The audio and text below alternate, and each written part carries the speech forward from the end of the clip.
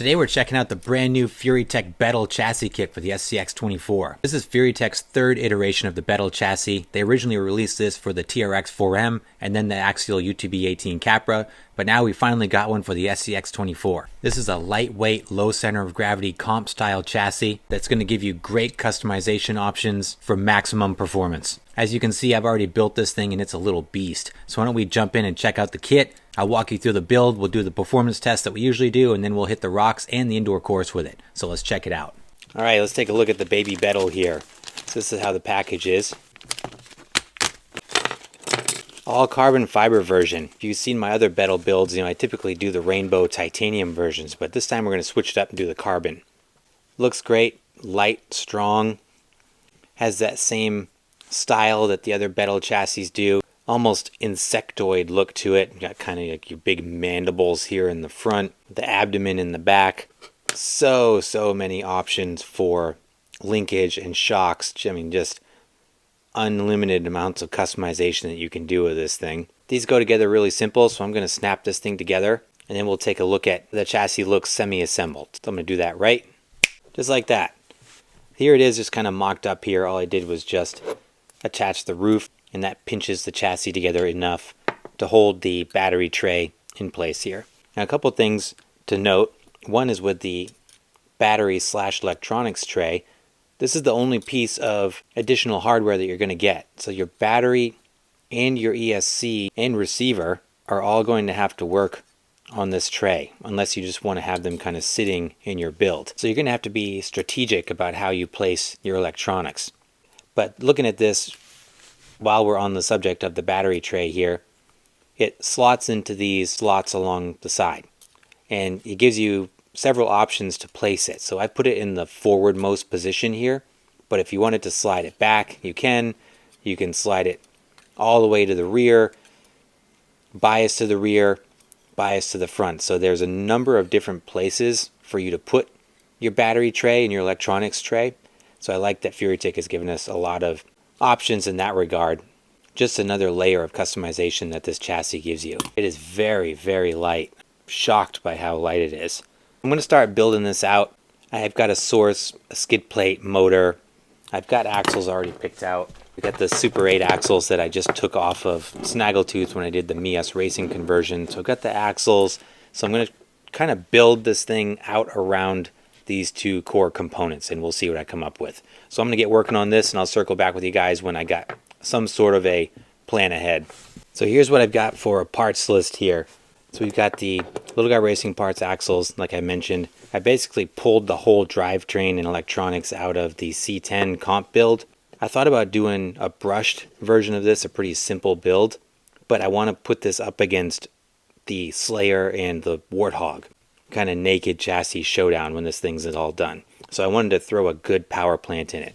So I got the Komodo motor with the Stellar transmission, hooking that up to the Tegu 24 with the Poor Boys RC servo capable of up to 8.4 volts. So it's going to have plenty of steering, top-notch electronics and motor setup here. Found an aluminum skid hanging around and some Mofo RC brass links. I'm going to do C10 fronts, deadbolt rears. I feel that is the optimal wheelbase and linkage setup for these things. So this should be a deadly little monster when it's all said and done. So I'm going to start throwing this together and we'll see how it looks.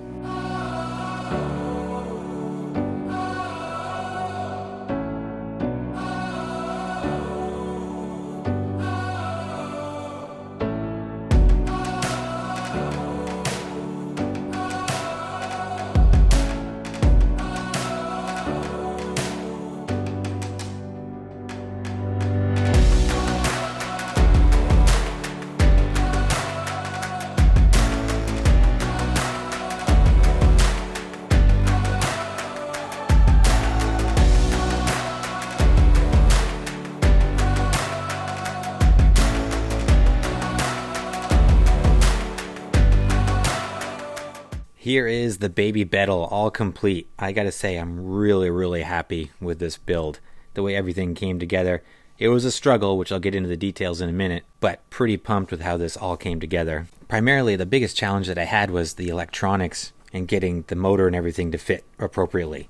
So you guys know I originally wanted to run this TU24, but I had a really hard time finding a place to put it, especially since finding a spot to put the battery was problem number 2. So those two components were the most challenging things to work around.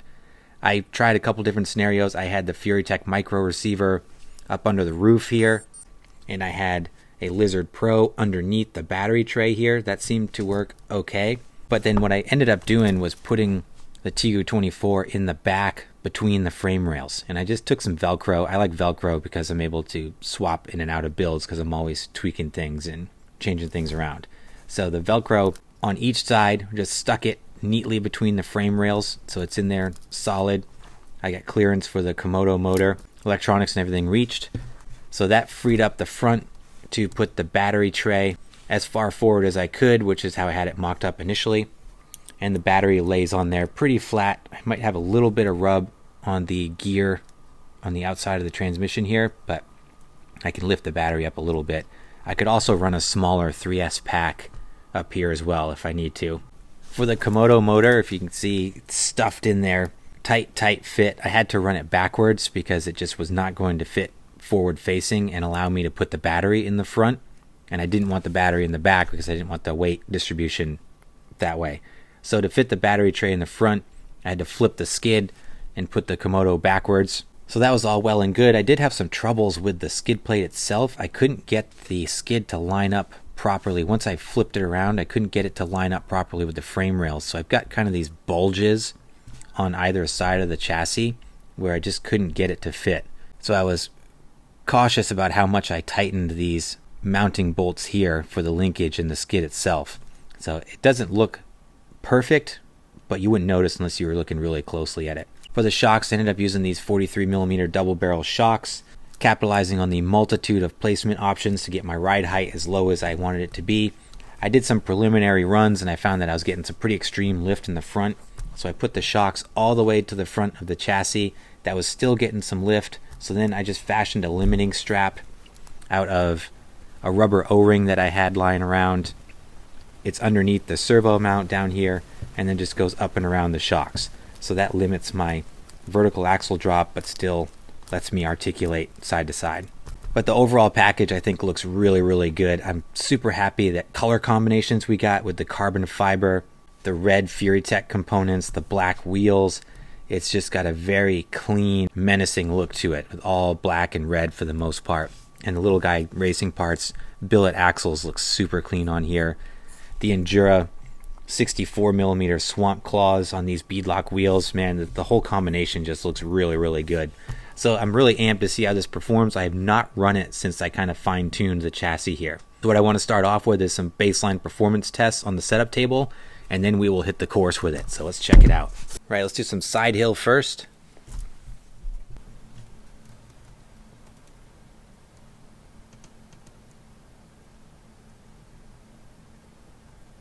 It's 50. 55. Oh, I'd say 57 on the side hill. It's pretty strong. Now let's do the vertical.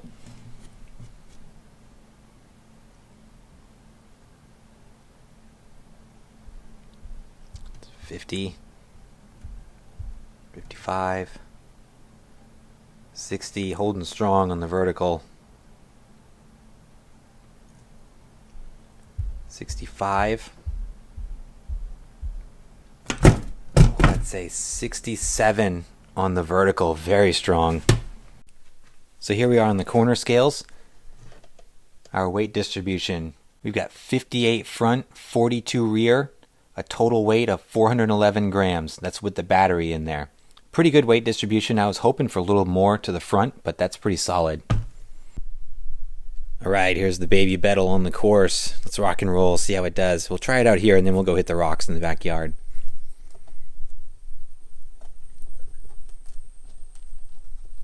Looks very cool. I'm not a huge fan of this look, the bare bones kind of comp chassis look, but this thing looks pretty rad.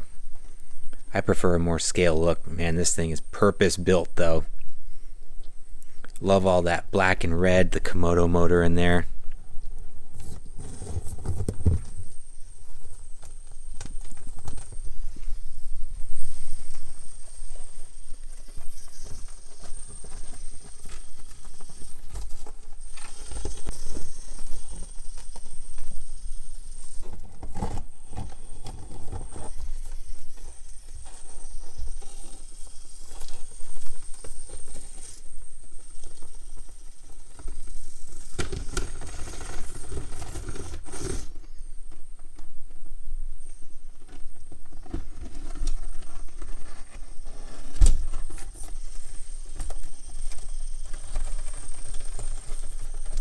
try a tight line over here.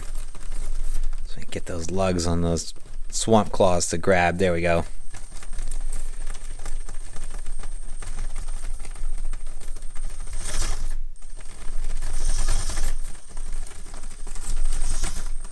Not gripping and climbing as well as I was hoping to on the canyon there. We'll see if it gets better. Very composed on the decline there. Those big tires giving us lots of ground clearance.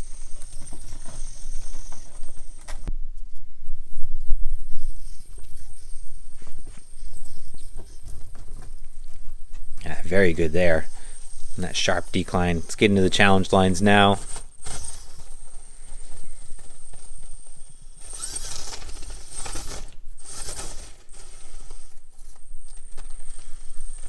Pretty solid up over the gatekeeper on the escalator.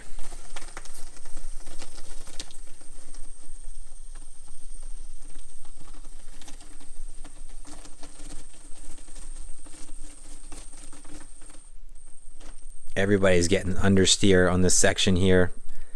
This is no exception, but we're able to stick it in that nice control with the Furitek system and get up and over. Let's check out the side hill in practice. We saw it had really good numbers on the setup table. Let's see how that translates here. Going up high on the chute here, sticking pretty well.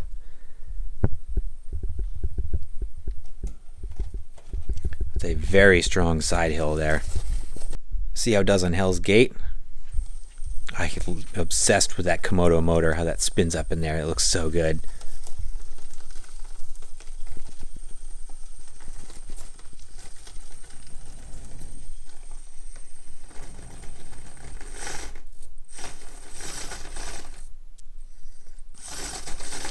Requiring some more throttle than I'm used to get. I'm kind of stuck here actually. The chassis itself is pretty composed, but the tires just don't seem to want to grip. Let's go on. There we go.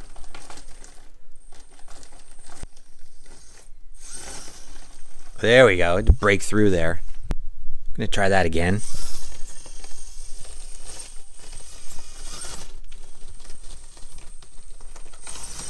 Yeah, just get my momentum up. There we go. Much better.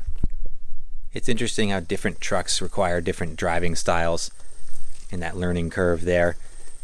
This one seems to require a bit more throttle input and some more momentum, possibly because it's lighter than a lot of my rigs usually are. These are aluminum wheels. The total weight barely over 400 grams with the battery. But pretty good, and able to do all the lines. And very stylish while doing it. Cool truck. Try one more stab at the canyon and we'll go outside.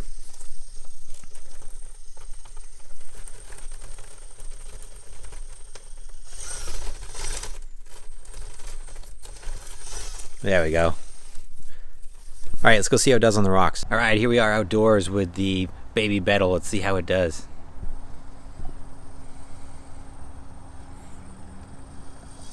Rained last night, so the rocks are slick out here. It's also cold, so we'll see how it does in these kind of less than ideal conditions.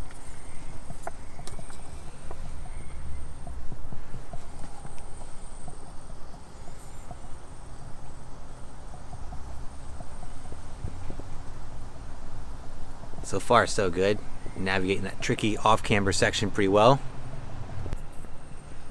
Sits really low, but those big tires and the high clearance links still able to give me enough ground clearance to get through here.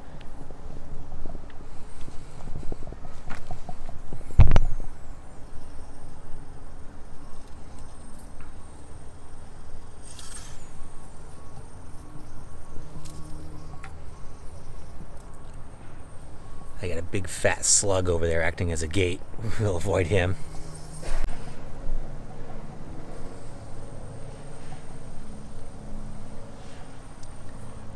Oh, that vertical, it's almost standing straight up on the rear wheels.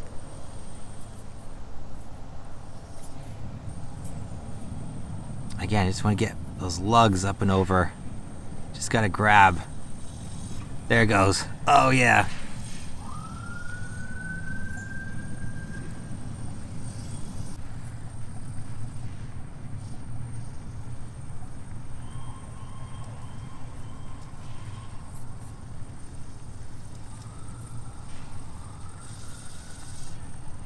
I feel like these tires could benefit from a softer foam or heavier wheels. When I tested them on some other trucks, they hooked up really well, but they seem to be slipping and sliding on this build, and I think it's just because of the overall weight. Alright, I think this is a pretty good first shot at this chassis, as we'll continue to tweak it a little bit. I'm going to try some different things with the tires, but I think this came out really good for a first pass.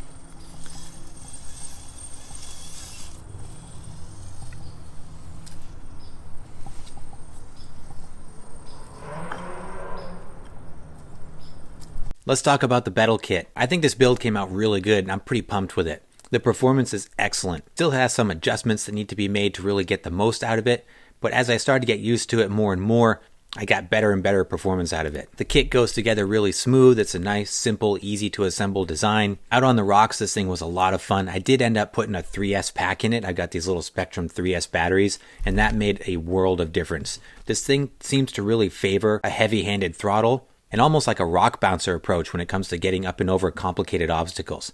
So when I put that 3S pack in there, and I had the extra wheel speed and the punch to get up and over those things, it really came to life. So overall, I'm really happy with this kit, and it sets the stage to have a great showdown between kind of the naked comp style chassis SCX24s that we've built on the channel. I'll put the link in the description down below for this chassis. The carbon fiber version that I have goes for around $50. And let me know in the comments down below, what do you think of the Bettle chassis, and who do you think would win in the showdown between this, the Warthog, and the Slayer? Those are the three that we're going to put against each other.